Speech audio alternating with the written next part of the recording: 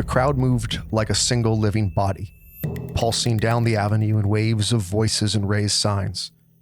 She felt it in her chest, the rhythm of chanting, the heat of belief, the fragile sense that something might finally change.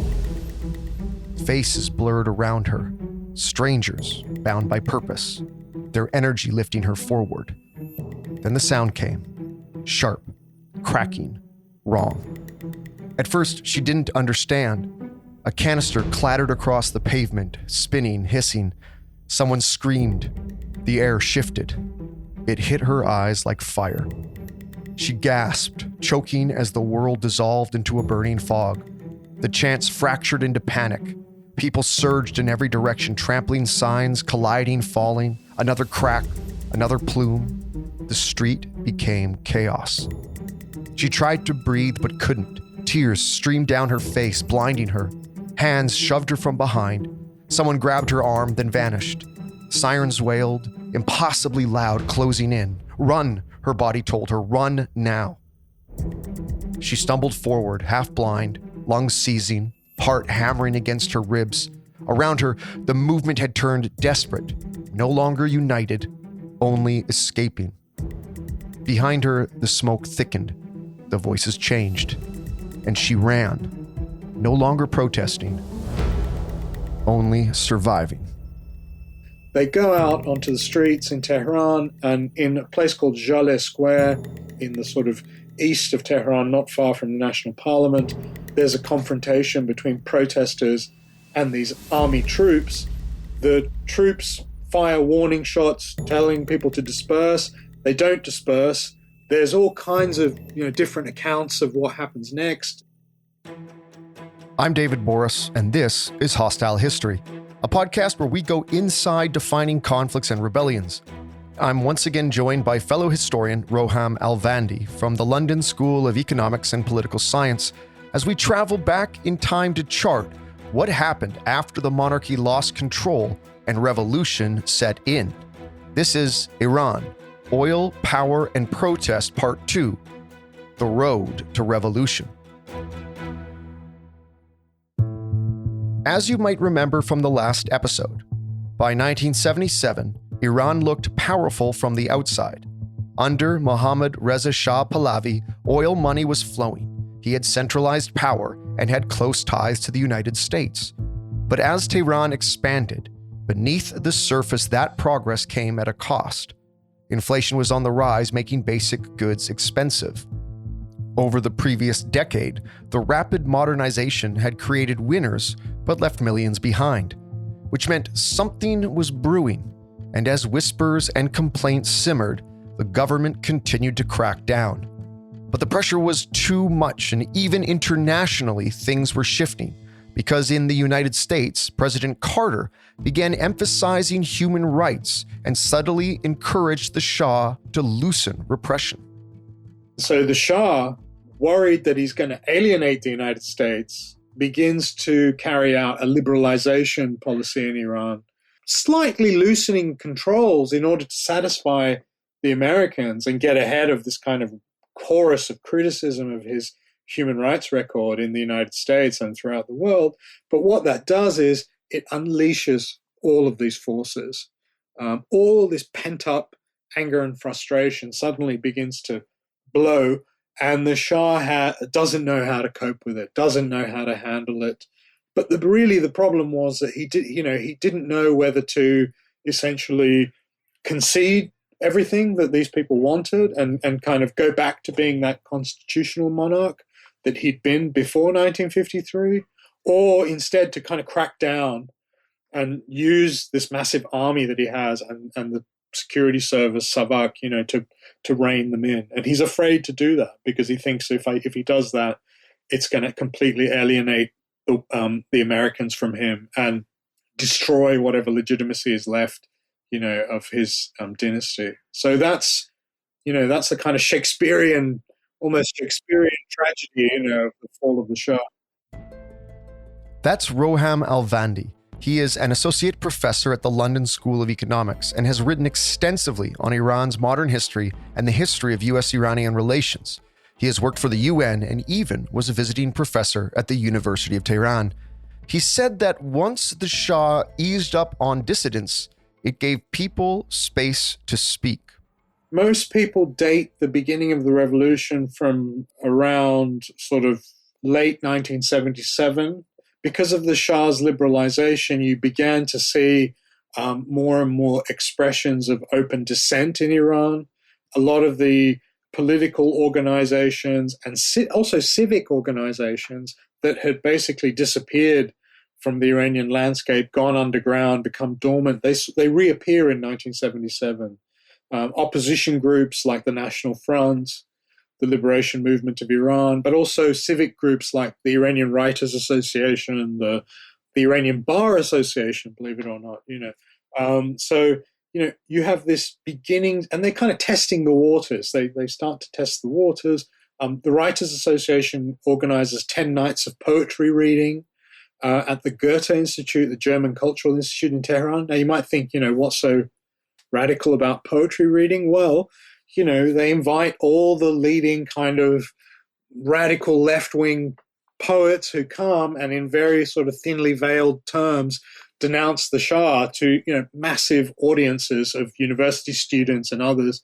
So in a country where there's been no rallies, no open dissent, you can imagine how electrifying it must have been for people to be able to actually gather together, thousands of them, and express their anger, express their dissent, express their opposition.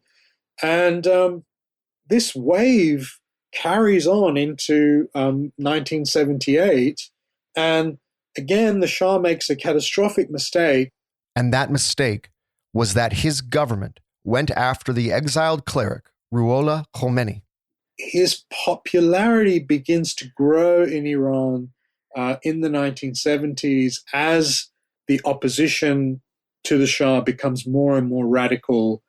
More and more Iranians are even those who are not particularly religious, are kind of attracted to Khomeini as this kind of implacable foe of the Shah, whose black and white vision of the world stands in kind of stark contrast to the Shah's rather compromised image.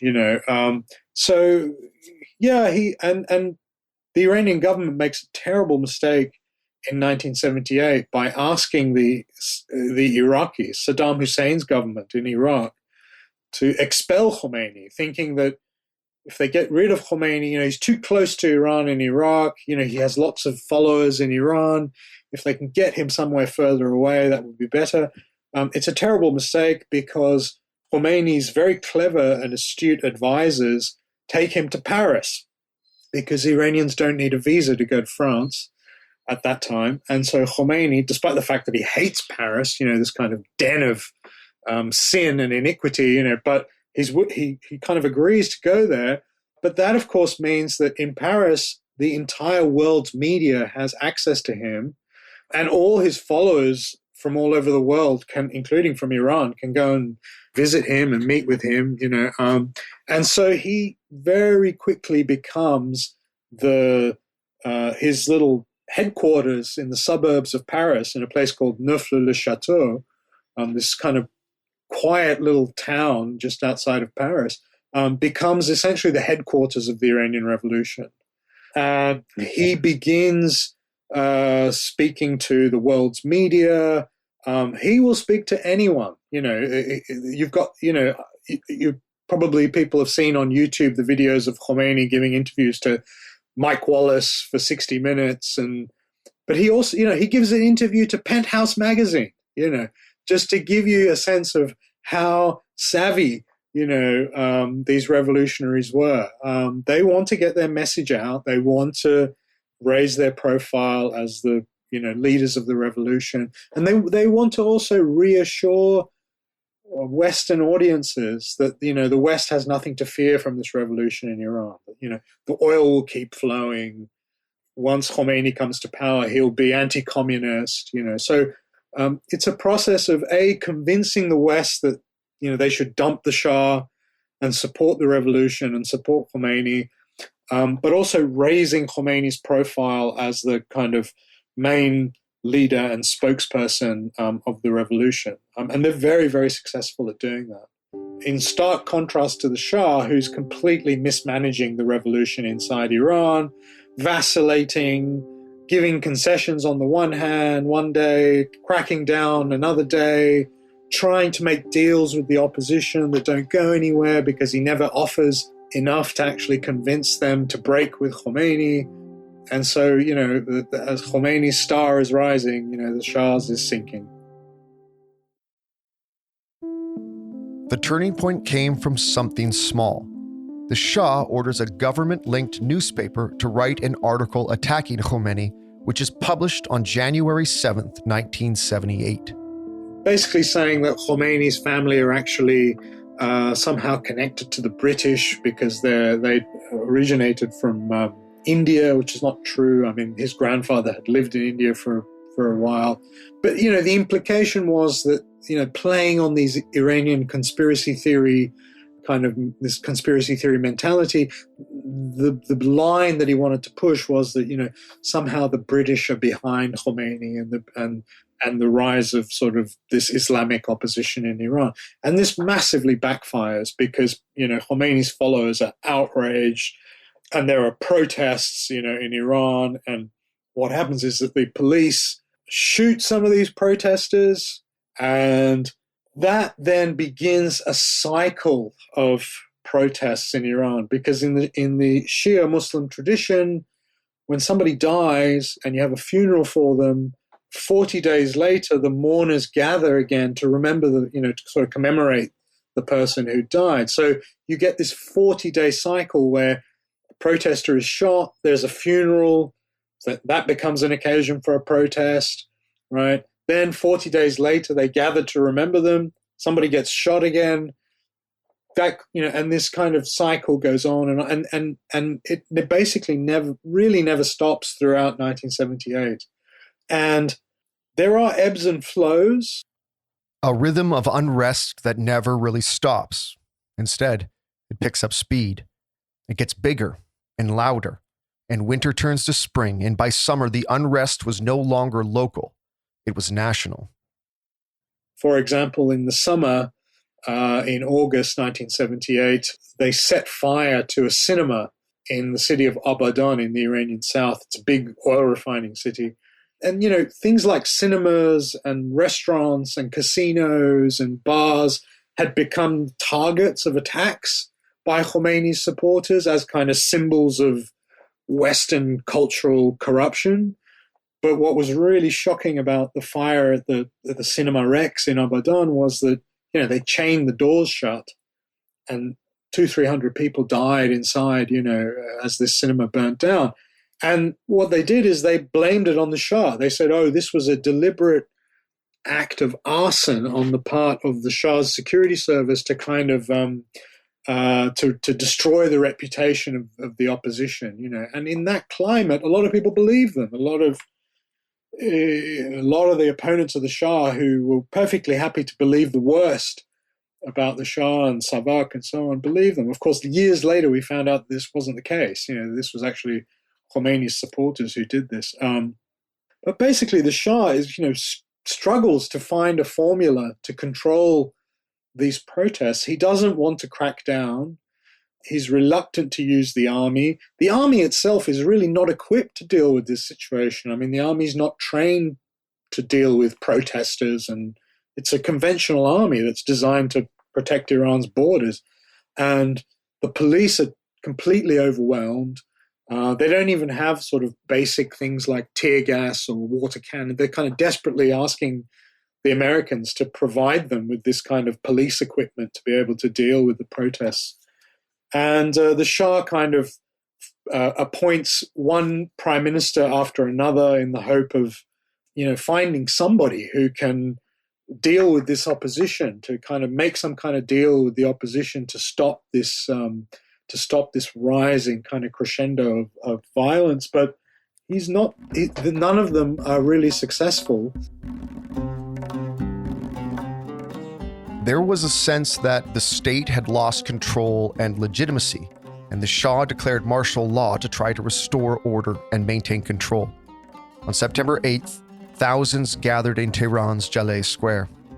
They weren't aware martial law had been declared, and it became known as Black Friday.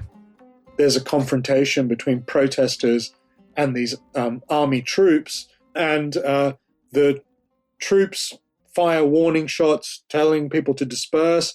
They don't disperse. There's all kinds of different accounts of what happens next. The government says that the protesters fired on the troops. In any case, there's a massacre, basically. The soldiers fire on these demonstrators.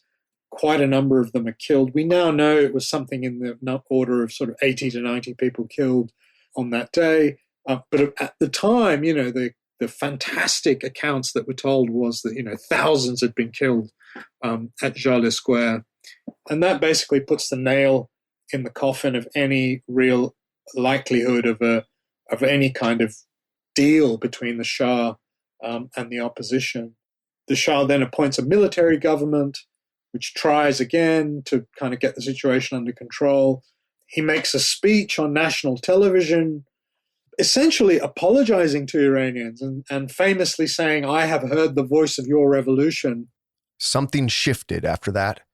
Even those who had hoped for reform turned against the monarchy. The moderate elements in the opposition are not willing to break with Khomeini. They're too afraid of Khomeini's power. The Shah's not willing to basically throw in the towel and give them everything they want. He's still desperately trying to find some formula. And the situation deteriorates and culminates in December 1978 in the biggest protests that Iran had ever seen on the holy day of Ashura, which is a special day for Shia Muslims when they commemorate the martyrdom of Imam Hussein.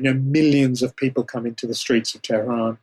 And then it's basically abundantly clear to everyone that the Shah is finished. And he begins essentially making plans to hand over government to somebody else and leave the country.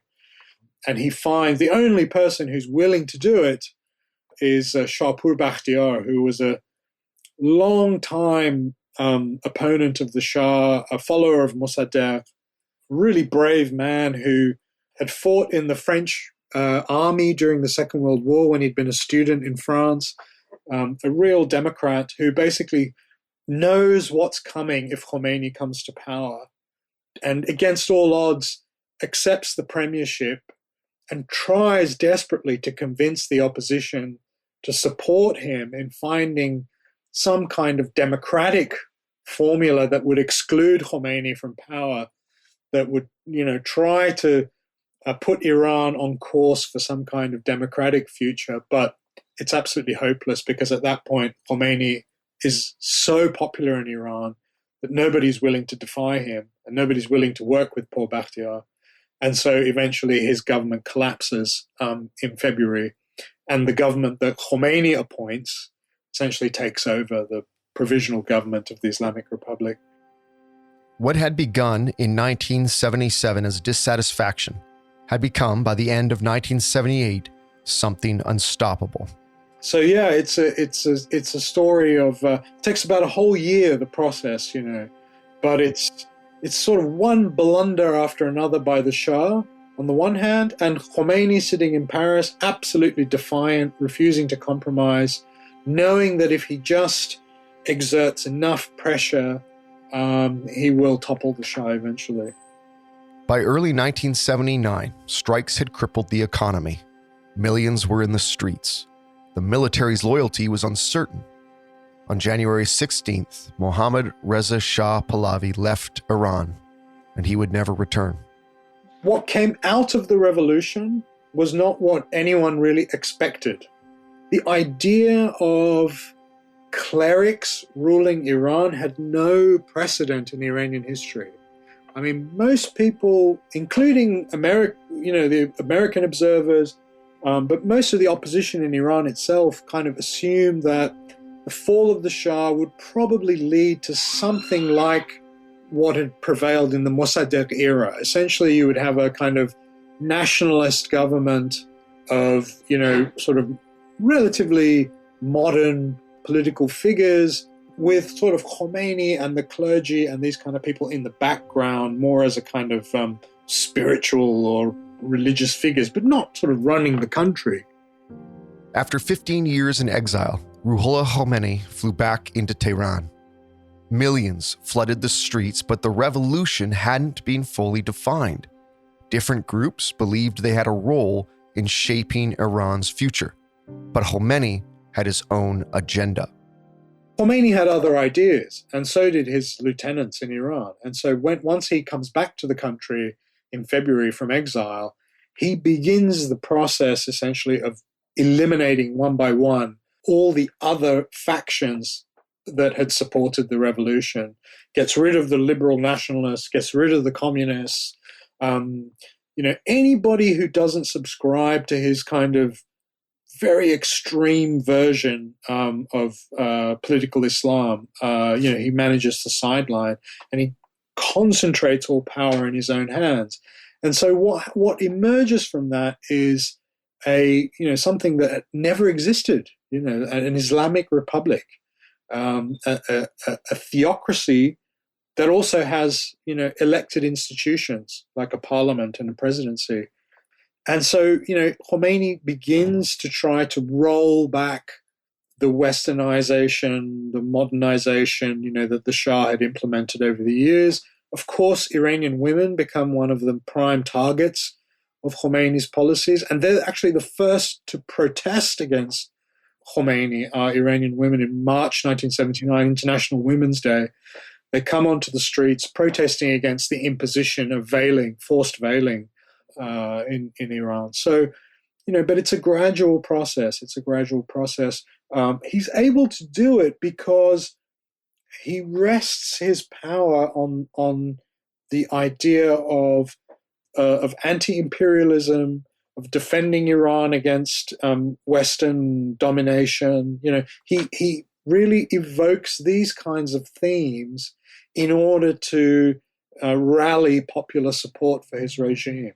And, many people who didn't even share Khomeini's kind of Islamic worldview nonetheless support him in that early period because they say, okay, well, Khomeini and the victory of the revolution represents a kind of reassertion of Iranian independence, an end to American sort of imperial influence over Iran. And that's the card he essentially plays, is that anti-imperial card.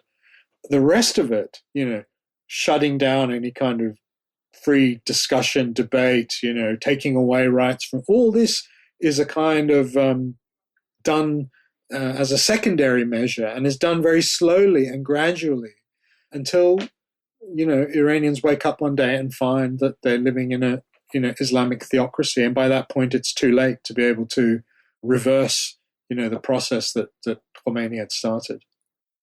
A new kind of state, a new kind of power, and a new kind of conflict with the outside world. Meanwhile, the United States under then-President Jimmy Carter seemed to be caught off guard because of the Camp David Accords.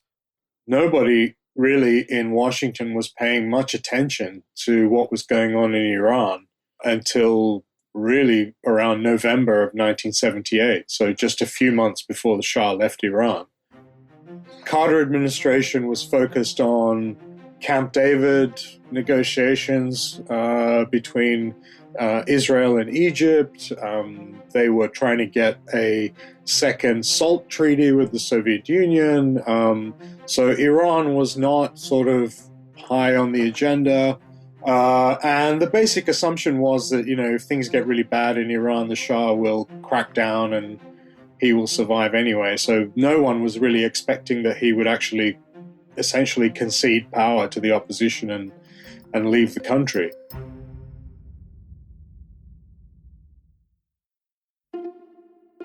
As Roham said, President Carter was focused on one of the most consequential diplomatic encounters of the 20th century. For 13 days, Jimmy Carter hosted Egypt's Anwar Sadat and Israel's Menachem Begin to resolve a conflict that had shaped the modern Middle East since the creation of Israel in 1948. Decades of war, including the Six-Day War, had left Israel in control of territory belonging to Egypt. So as the Shah slowly and surely lost control of Iran, at Camp David, there was tense bargaining going on between Sadat and Begin as Carter assumed the role of constant intermediary to broker peace.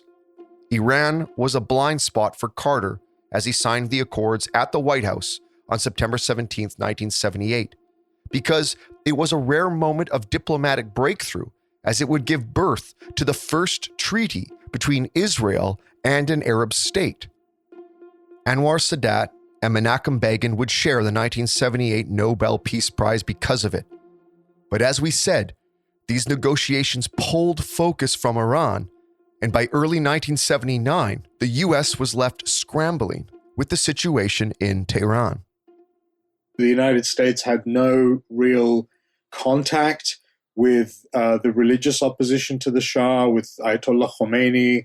There had only been sort of very low-level contacts with people in his camp. The American ambassador in Tehran, William Sullivan, basically operating without instructions from Washington, had tried to encourage some kind of accommodation between the Shah's army and the religious opposition to avoid bloodshed and to try to keep the army intact, because his concern was that, the Iranian army, the Shah's army, is for the most part fairly pro-American, definitely anti-communist, and will be the sort of best pillar that the United States has left in Iran after the Shah leaves the country.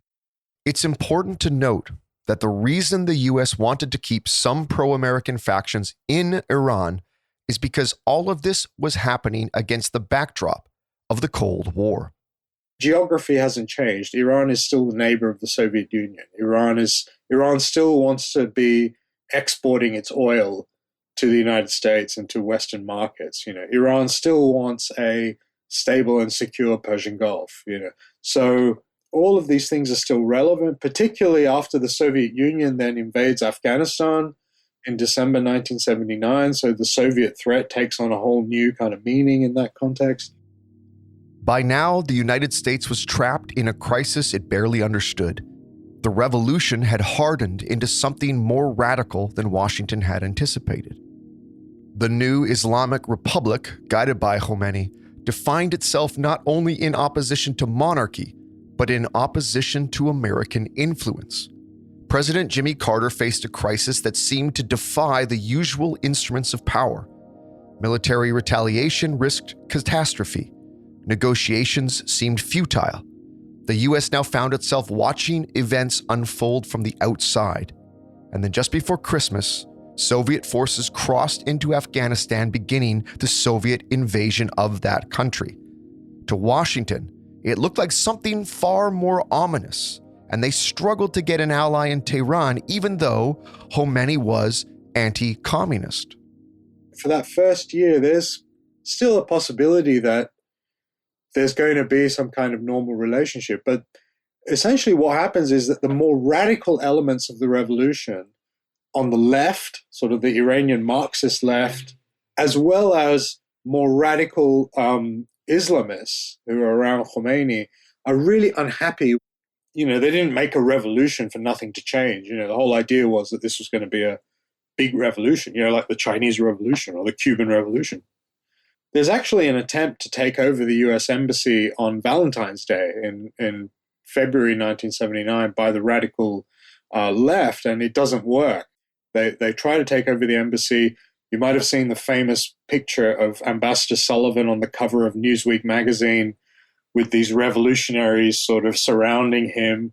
And, the Americans basically ask for help from the provisional government, and the government bails them out, sends Revolutionary Guard militias to the embassy to throw these people out. But the pressure is there, and the pressure is building. But what no one expected is what happened when a group of students stormed an embassy in Tehran. And that was a very sort of radical decision that completely changed the whole direction that the Islamic Republic would take. The goal of the Carter administration is to try to get these hostages out of Iran alive without succumbing to the enormous domestic political pressure on Carter to use military force, to pressure the Iranians to release the hostages. The actual physical release of the hostages did not happen until the very minute that Ronald Reagan took the oath of office as president. That's next time on Hostile History, as we continue with part 3 of our series, Iran, Oil, Power, and Protest. Thank you for joining me this week, and a special thanks to Roham Alvandi. He'll be back with us next time as we continue our journey through Iran. Hostile History was written by me, Dr. David Boris, and produced by Curious Cast. Our producer was Dila Velasquez. Our audio producer and sound designer was Rob Johnston. Our executive producer is Chris Dunner Duncombe, the director of Curious Cast, podcast for curious minds. Hostile History is part of the Canyon Entertainment umbrella. Keep your powder dry